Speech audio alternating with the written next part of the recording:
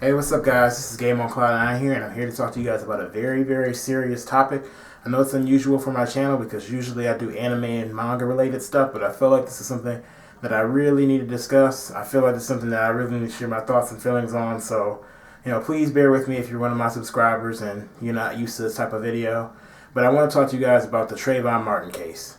Now, I'm pretty sure most of you guys have basically heard about the Trayvon Martin case or know pretty much the same level of knowledge I do about it. As far as Trayvon Martin, he was a 17-year-old black male who was walking home after going to the store after getting an iced tea and some Skittles. And a guy named George Zimmerman, who was supposed to be the neighborhood watch captain, ended up seeing him, said that he thought he looked suspicious, decided to call the police and tell them that there was a suspicious looking guy walking down the street. And they basically asked him, was he following him? He said yes.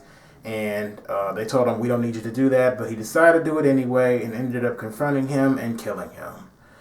And after that all went down, we all know, or, I know some of you may not, but he decided to call self-defense.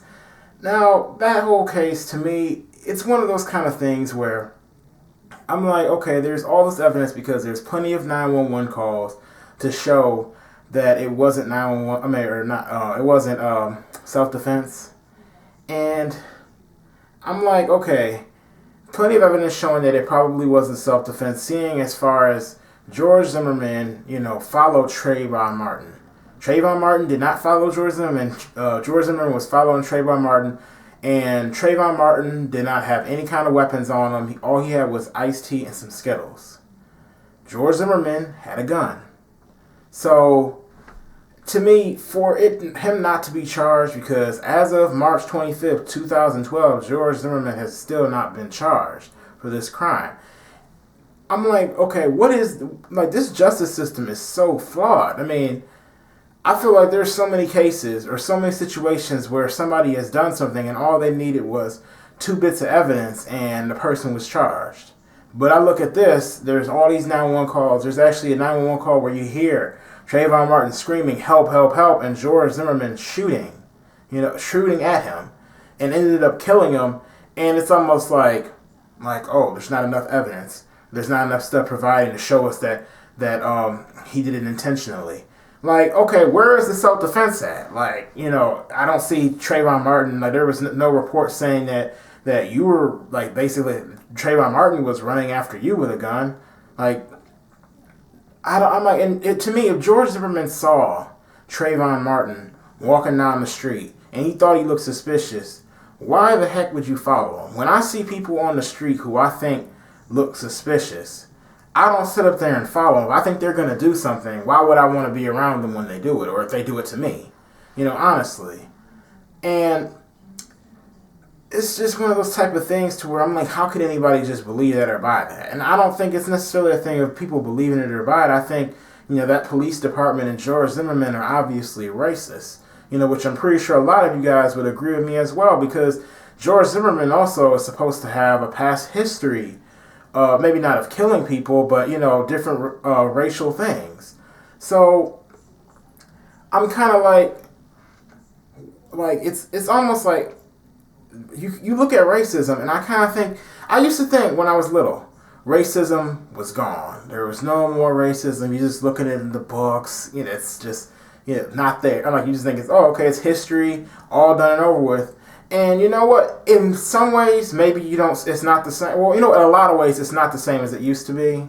And, I guess it's almost like it concealed itself. Racism is kind of like, it put on camouflage here, because even though there probably aren't as many racists, or, most likely there's not as many racists as there used to be, most definitely, but it's still out there, and racism is still alive. It's not dead.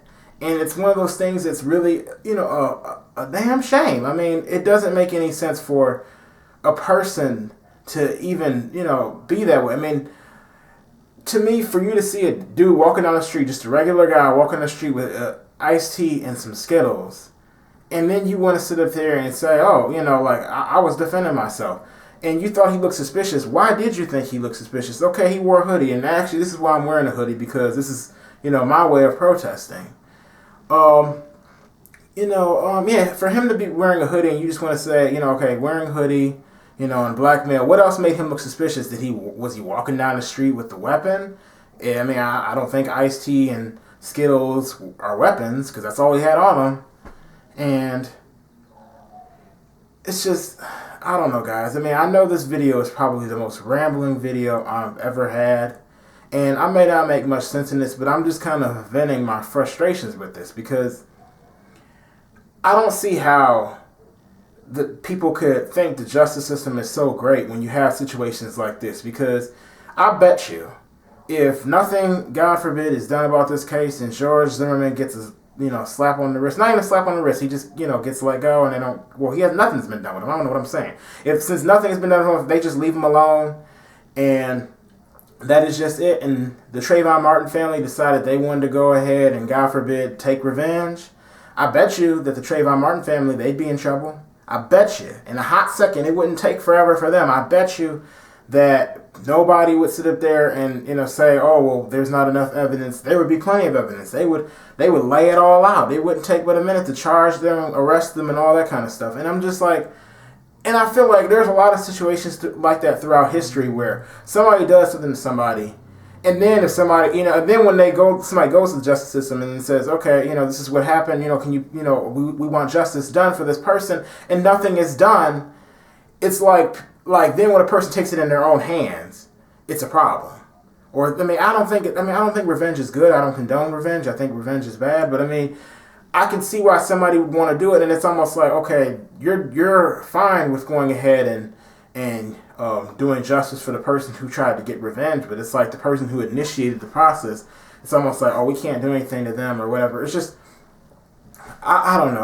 I'm just, basically, this is just what I think about it, guys. I just think that this whole police department, which I'm pretty sure I've heard a lot of others say this whole police department needs to, they all need to lose their jobs. I know the FBI is taking care of this now, but for this to even reach this level, I should have never even heard about this case. This should have been something that was just taken care of, just a local case, something that, most of us never heard about, and that'd have been it. Anyway, please share your thoughts, feelings down in the comment section below. I guess you can make a video response to this if you want. Thanks for watching this video, and I guess I'll see you guys later.